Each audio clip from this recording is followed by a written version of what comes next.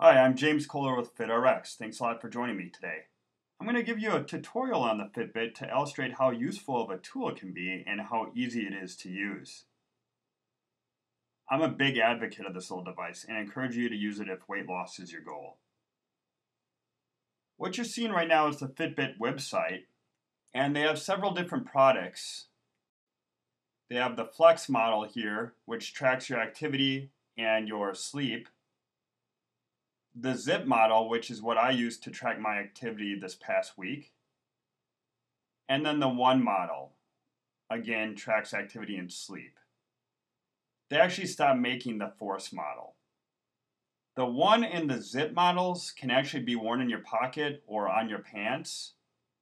And then the Flex is actually a wristband. So I'm going to go to the Zip model here. And you can see it's a very small device relative to the quarter here. When you wear it, you really don't even know it's there. And what it does is track your steps taken for the day, calories burned, and the distance traveled in miles. And we'll of course go into greater detail with that. And as you can see, you can just wear it on your pants like so. And the Fitbit syncs wirelessly and automatically to your computer and mobile devices. All you have to do is make sure you're within 15 feet of your computer and it will wirelessly sync. And everything I'm about to show you on the desktop can actually be done on your mobile app as well. Well, how does the Fitbit count the steps taken for the day? Well, it uses this 3-axis accelerometer to understand your motions. And this device turns movement of your body into digital measurements. And by analyzing this data, we can determine steps taken, distance traveled, calories burned, and even sleep quality. The 3-axis device allows you to measure your motion in any way that you move. So it's more precise than these older single-axis pedometers. How accurate are these Fitbit trackers?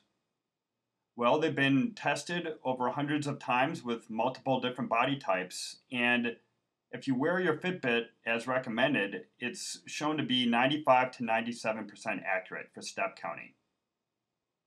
A great point is this paragraph here. While accuracy counts, we believe tracking your health and fitness trends are what lead to big results. We want to make people more aware of their everyday activities and to motivate them to do more. To that end, we feel you should not worry if you miss or get a few extra steps here or there. What matters most is seeing your progress over time so you can achieve your health and fitness goals, which I 100% agree with. So let's log into my dashboard and have a look. Now, I haven't worn my Fitbit for today, but I've tracked my activity for the past week. Here on my dashboard, it will show you multiple different tiles. Let's go back to yesterday to show you what I did. So here was my activity in calories burned for the day. As you can see, I had intense activity during my workout here. And you can also switch into steps taken for activity. I prefer the calories burned. The other tile here shows how many steps I took for the day. Over 7,000. Your goal should be 10,000 per day. Again, calories trumps steps taken for the day. And I walked almost 4 miles. And yesterday I burnt 3,648 calories. And we'll go back to how we set weight goals and calorie goals. But I was under my goal. I consumed 3,376 calories and I burnt over 3,600. So I created a calorie deficit of 272 calories here. Couple other badges below here. The best I've done in a day for steps taken, which was over 10,000. And then water consumption. So now I want to go back to today to show you how to establish some goals with the dashboard. Say your goal is to lose 20 pounds. So I'm going to click on Set New Goal here. And I weigh 221 right now. I'm going to put 201. It shows you different plan intensities where if you lose 1 pound per week, you would reach your goal by January 22nd, and you'd have to create a calorie deficit of 500 per day on average. If you remember from Total Body Blueprint, 3,500 calories is equal to 1 pound of fat. So you need to burn 3,500 calories per week to lose 1 pound of fat. So 500 times 7 is 3,500. Then we have a kind of hard intensity. This is 1.5 pounds per week. You would reach your goal a little sooner, December 5th. And then harder, 2 pounds per week, which is the maximum recommended weight loss rate. And I would achieve that by November 12th and would need to create a calorie deficit of 1,000 per day on average. So 1,000 times 7 is 7,000, 2 pounds of fat, because 3,500 calories is 1 pound of fat. So I'm going to put on medium intensity for the plan. And based on my height, weight, age, and gender, it's going to determine my base metabolic rate. And with that, we can determine how many calories I can eat per day to reach my goal. And then also on the dashboard, you'll see a meter, which shows you if you are in the zone for reaching your goal each day with the calorie consumption, if you're under the amount of calories that you should be consuming, or if you are over. So weight loss is simple math, calories in versus calories out. We need to be in the zone or under to reach our weight loss goals. So here's just a summary. I want to lose 20 pounds. I should reach the goal around January 22nd. 500 calorie deficit per day to lose 1 pound per week. So I'm going to hit done here. So my new goal is to weigh 201. Based on that, it's determined that I can eat just over 2,000 calories per day. And this is my meter here. Again, calories consumed versus calories burned. We want to make sure we're in that zone or under. Well, how does the FitBit actually calculate the calories burned?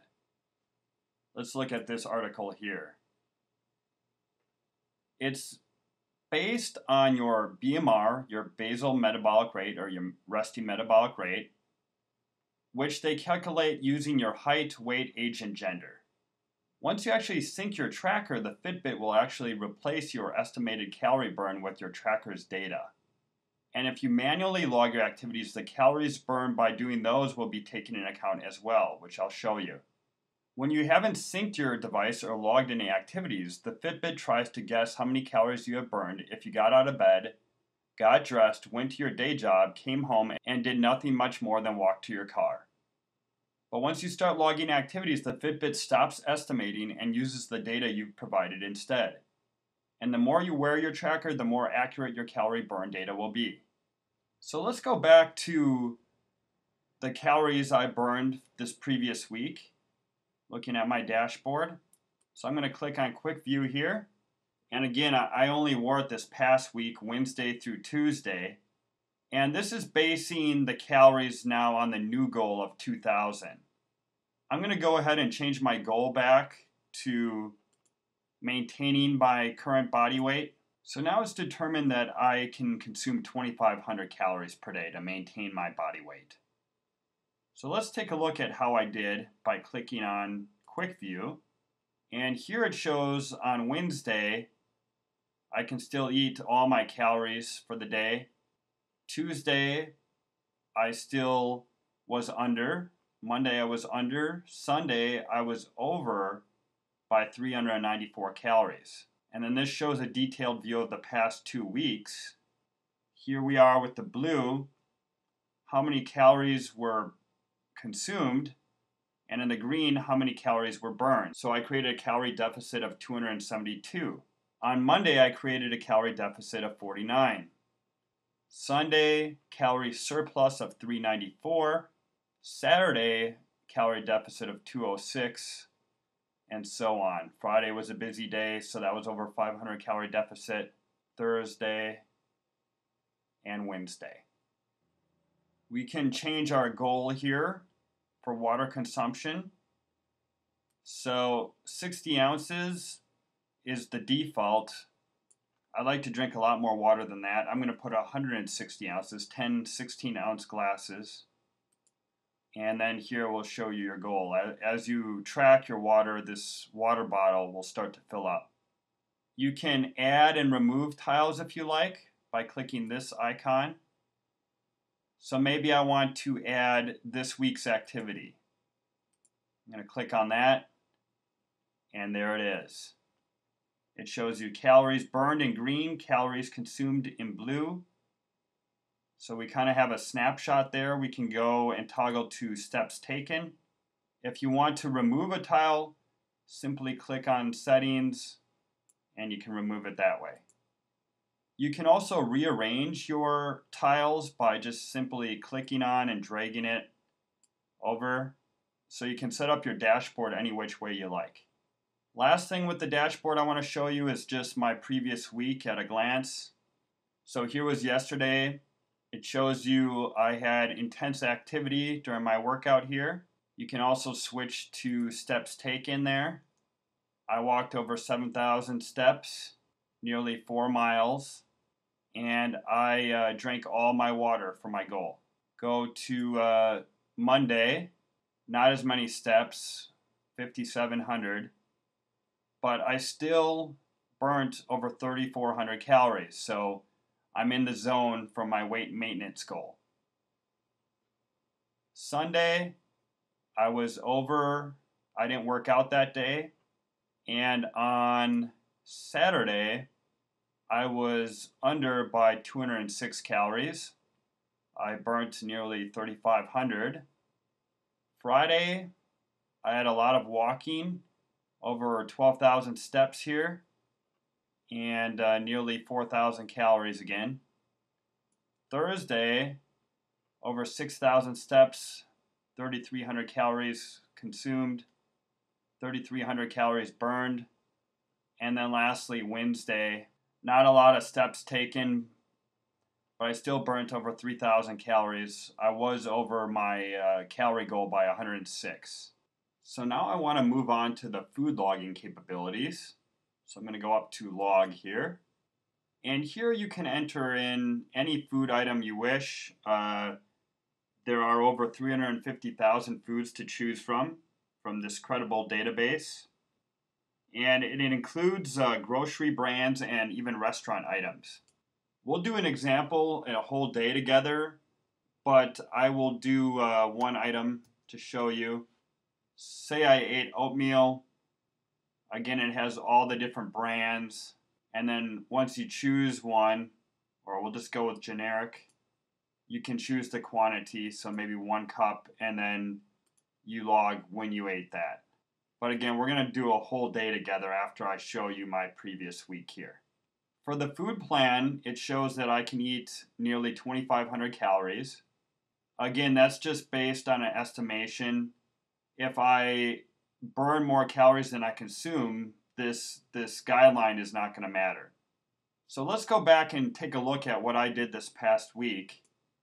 We're going to go back to yesterday, Tuesday, and it showed that I ate 3,376 calories out of my 3,648 calories I could eat in order to maintain weight, because that's the calories I burned for the day.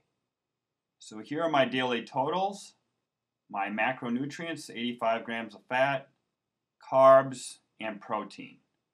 Based on that, it shows that 42% of my diet is comprised of carbs, 23% from fat, and 35% from protein.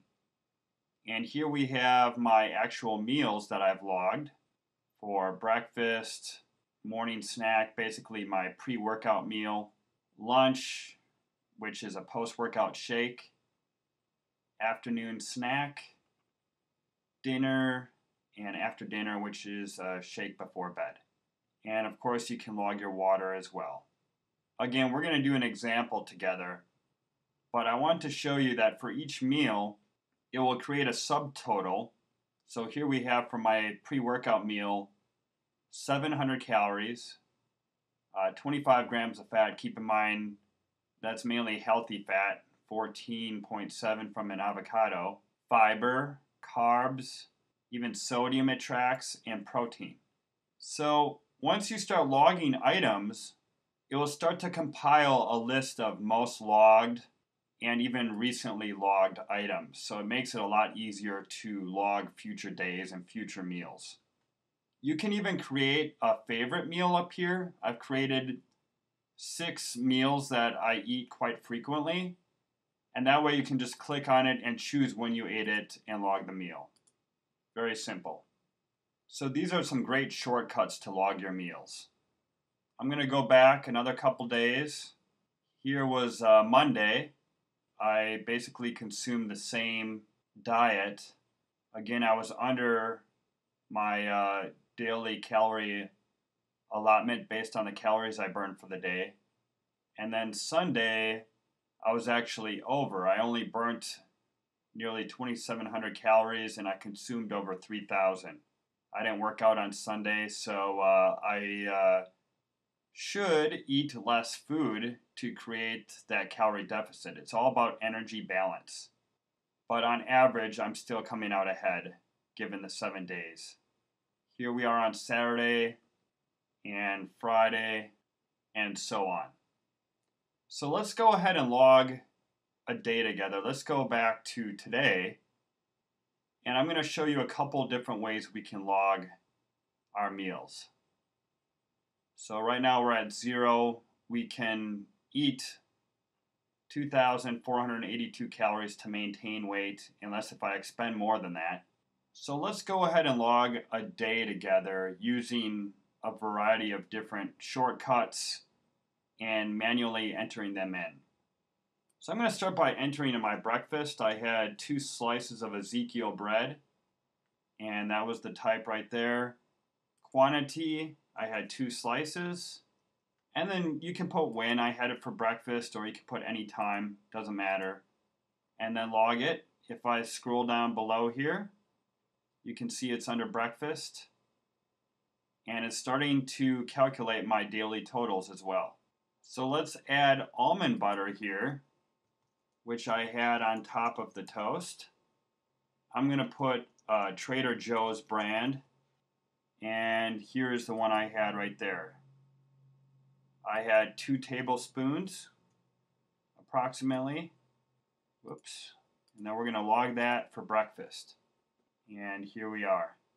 So now let's use a couple of the shortcuts to show you how quick it is once you've actually logged items before. So in addition to my toast, I actually had a protein shake with that with some frozen berries. So I can go to recently logged items or most logged. Under recently logged, this was the protein shake I had, the Proto Whey Bionutritional. So I'm going to click on that. I had 2 servings, and it was for breakfast, so just log it. And again, you put it under breakfast. Same thing with most logged. I had the frozen berries with that, so here we are. I had 1 serving at breakfast. And that was my total for breakfast, 757 calories. Again, I weigh 221 pounds, so I'm in a weight maintenance phase. And I'm going to log my water for that meal too. I would say I had 3 cups of water, which was 24 ounces. And you can see the glass starts to fill up. Now let's go back and log another meal, but use one of the favorites I've created. So I have a meal here called pre-workout, and I'm going to say I ate that for my next meal, which they label morning snack. And I'm going to go ahead and log that and come down here again. And that was my pre-workout meal. Okay, and then for lunch, I'm going to put my post-workout shake. Again, I've created a favorite for that. Post-workout, lunch, and log it. So, very easy to do. Now let's say I want to create a favorite meal. It's very simple. We can title it. I'm going to title mine breakfast. And then you simply add in your items here. So I commonly have my toast with the protein shake in the morning, so I'm going to make that a favorite meal. Almond butter, okay, and then the proto whey protein, 2 servings of that, and then lastly the frozen mixed berries, and 1 serving there. So now I've created this meal, and simply save it. And then when you go to your favorites here, breakfast is under one of your meals. You can also save favorite foods. Now let's say that there's an item that is not in their database and you need to enter it. First of all, you can use your smartphone to scan the food barcode, and then it will instantly capture the complete nutritional information. But if you don't do that, you can simply add it in manually like so. Say you are vegan and you don't have animal source proteins and you want to add in your own protein powder. So one that I've used is the Sun Warrior raw protein. It's already in here because I've added it. But I'm going to try to add one that is not in their database. So let's say you use this one here by MRM. This is called Veggie Elite Protein. Good, reputable brand. And here we have what's in the product. Okay, so let's add this into our database. I'm going to see MRM, Veggie. Nothing's coming up, so we're going to add a new food. The food name, I'm going to put Veggie Elite Protein. Brand name is MRM. Okay. Now you can simply just say how many calories are in this product per serving, or you can add the nutritional information. And I'm going to do that. So let's take a look at what that was. So 1 scoop is 130 calories. So you can put 1 serving, you can put 1 scoop if you like. 130 calories. Go back, have a look. 1.5 grams of fat. You can add in the sodium if you like. Carbs, fiber. Okay, so let's go back, add that in. 1.5 grams of fat. Carbs, we had 5. Fiber, 3. And 24 grams of protein. You can also add in the cholesterol, the potassium, even the percentage of the daily value for the 2,000 calorie diet. So let's go back, put in the 24 grams of protein. I'm going to leave that blank for now, and then add the food. Okay, it's in our database. So now I'm going to add the 1 scoop I had and just put it at any time. Let's go down and take a look. And under any time, it put in our scoop of Veggie Elite Protein.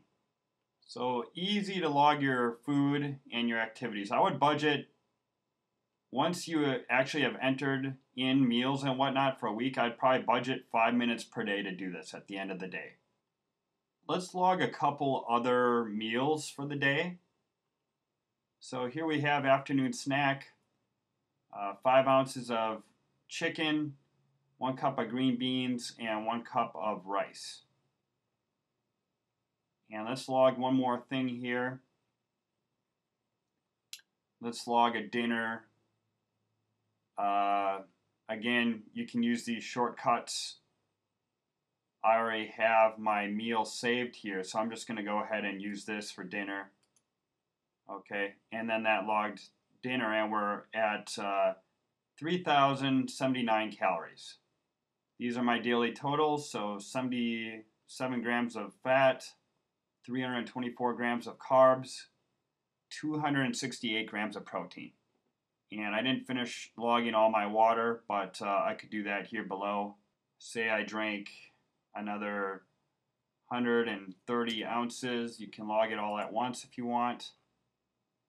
and now I'm at 154 fluid ounces. Lastly, it also gives you a little snapshot of the past 30 days for your food stats. Again, I only started wearing this last week, so I can show you what I did each week. Calories consumed each day here. So it's really easy to log your food, and it really helps with accountability. Now let's move on to logging our activities here. Okay, so here we are at my activities for yesterday. And the green shows when I worked out actually. I manually logged that, which we'll get to. We can toggle again between calories burned and steps taken for the day. I prefer calories burned. And yesterday I burnt just over 3,600 calories. And these are the activities I actually recorded manually. So in the morning, I didn't have my FitBit on right away, so I just put in my food preparation, 15 minutes for duration, and then that's the amount of calories it estimated based on my weight, gender, and age. And then eating breakfast here, showering. Other than that, I had my FitBit on. Then I wanted to record my workout with the weight training, because it'll be more precise if you actually manually log that versus just using the Fitbit. And what happens when you manually log an activity is it will omit the steps taken during that duration, and it will use different algorithms based on the activity to determine how many calories you burned. And below here, you can see once you start recording different activities, you can choose most logged, and then it's very easy to log those activities. Say you did your workout here, vigorous effort, then all you need is the date, the start time, and the duration. You don't need to put in calories. I would not put in calories. I would just let the Fitbit calculate that. Okay, so I'm not going to log that for now. We're going to do a day together as an example again. Okay, so those are most logged. There's also recent, which is going to be very similar for me. And let's go back to my previous week just to show you an example, and then we'll do a day together. So here we have Monday, and I burnt over 3,400 calories. Monday was a holiday, late start. Kind of slept in that day, but I did get a workout in. And these are the activities I logged. Okay. Let's go back to maybe a normal day. Let's go back to Friday and see what activities I have there. So here we have calories burned. I was fairly active with training clients. And then this was my workout at night here. I did the weight training and then the cardio, and then after my workout here. So I burnt 3,862 calories, got in over 12,000 steps that day, and then here are my activities that I logged. So again, I'm usually not wearing the Fitbit in the morning when I have breakfast, or of course when I'm showering. And then I want to add in manually the weight training and the cardio to get a more accurate reflection of the calories burned versus just wearing the Fitbit. And then again, a shower at night here. So let's do an example together for today. And I'm going to scroll down here. Let's say that I am not wearing the Fitbit in the morning again. I'm going to go to most logged or recent activities since I already have logged that. And I'm going to go to food preparation here. So there's the date. Make sure it's the right date. And say I woke up at 8 a.m. and the food preparation was 15 minutes. And that will be logged now. There we are. And then I ate at the kitchen table here. 8:15 was the start time, 15 minutes to eat. That's probably a higher estimation. So there we have a half hour for breakfast and then showering. That occurred at 8:30, we'll say. Half hour for showering and getting ready. And now we have that too. And then once you're out the door, of course, hopefully you have the Fitbit in your pocket or on your pants, and it will track your activity other than the activities you manually log. So again, let's say you work out with the weights. Well, we can go under most logged or recent, but let's do one where we actually have to enter it in. So weight training. We have a more vigorous intensity and then a light or moderate. I'm going to put vigorous. And say we started that at 4 p.m. And we did that for 45 minutes. And now we have that as well. Nearly 400 calories based on my age, weight, and gender. And then maybe we did some cardio training post-workout. And let's say we did the stationary bike. Again, make sure it's the right date. So we did this at 4:45 after the weights. And we did 15 minutes. Intensity, you can choose how many watts you were doing it at. Say I was doing it at a moderate effort here. And then log that. And again, and for that 15 minutes, whatever the Fitbit tracked for your calories burned will be overridden with what we have logged here manually. So now we have over 1,500 calories burned for the day. And let's add one other activity that I have not put in. Let's say you went golfing. That is under walking, actually. And we can choose walking and carrying the clubs or walking and pulling the clubs. So I'm going to choose carrying. And say we started that at 4 p.m. And we did that for an hour and a half, which I believe would probably be closer to 9 holes. We're going to log that for tomorrow. So now you can see that's logged for tomorrow already. It estimates 575 calories for that.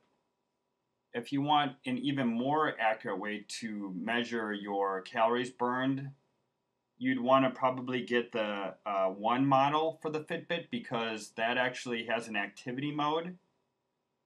And looking at this article here, it allows you to track a specific activity in greater detail.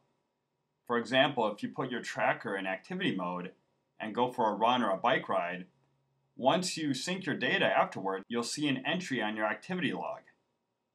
The entry provides a summary of the activity stats as well as a minute-by-minute graph. So that's another option if you get the Fitbit One. They no longer make the Ultra or the Force. So I would budget 5 minutes per day to log your activities and food. There's a few other small components I want to show you for logging up here on the top. One is weight. So here we are at tracking the weight. It shows for the week here I have no change. Again, I'm in weight maintenance mode. And we can also look at our lean mass versus our fat mass. Again, this is showing for the week. So today it has me at 221 pounds at 8% body fat. So 203.3 pounds is lean, 17.7 pounds is fat. I can also look from the month view. And here we see a slight decrease in body fat. Or even the year might show a better graph. Here we have 225 pounds at 10% body fat back in February. And then in May, I was 223 at about 9% body fat. And then this August here, 221 at 8%. And I've maintained my lean body mass throughout, actually, at about 202. I've actually slightly increased that, which is exactly what we want. We want to maintain or slightly increase lean body mass and then decrease body fat. Here we can also enter in body measurements. Okay, so you might want to track your waist measurements or your chest, your arms. And you can do this all within the Trainerize application as well, but this is just another option for you. So if we scroll down here again, it's showing my measurement history. I've only logged it 3 times so far. About every 12 weeks at minimum, you want to log that, your weight and your percent body fat. So it's very simple. You just put in your weight, your percent body fat if you have that measured, and then the date. You can also log the other measurements as I said, so waist, maybe you're at 34 inches, okay? And just simply log it. And here we have today's history. If we go back to our body measurements, let's go for the week. And it's showing our little icon here, the waist is at 34 inches here. Lastly, I want to go over a couple of these other logging capabilities that FitBit has. Sleep, which you're going to need the Flex or the One model for, not the Zip. You can override it just like manually logging your activities. Just a basic journal. Okay, so you can add your journal entry in here, how you're feeling, your mood or your energy. Heart, basically I would just use this for capturing your resting heart rate. So maybe it's 60 beats per minute. Log that. Okay, everything is graphed nicely for you. And then blood pressure, we want that below 120/80 nowadays. That's the new standard. So if it's anything higher than 119/79, you want to work on lowering that with diet and exercise and possibly medication with your doctor. So 140/90 or higher, either number, systolic or diastolic, is considered high blood pressure. So say my systolic is 140, diastolic 79. Now it shows that I have pre-hypertension. Same thing with the diastolic. If that number is high, it's going to show the same thing. And then lastly, we have glucose. You can record and track your blood glucose levels, especially if you are diabetic or pre-diabetic. So we want your fasting blood glucose below 100. And one more thing I want to show you, which might make it easier for you to get started if you decide to use the Fitbit, is under settings here. If I scroll down, this is where you're going to enter in your height and weight initially. But for this calorie estimation, you want to make sure that's disabled, because we want the Fitbit to actually track our activity, and then we want to manually log our activity to make it more accurate. The only reason why you might want to enable that is if you were more sedentary and you basically just got up in the morning, walked to your car, went to your job, and pretty much worked at your desk all day and then drove home, and that was about it. So I hope you're not doing that. So we're going to put disabled there. If you have any questions, you can go to the help desk here and choose which model you have, and it will provide you several different categories to choose from and answer all your questions. So thank you very much for joining me today. I'm a big proponent of this Fitbit, especially for the accountability aspect, measuring calories in versus calories out, and that's really what weight loss is all about, just simple math.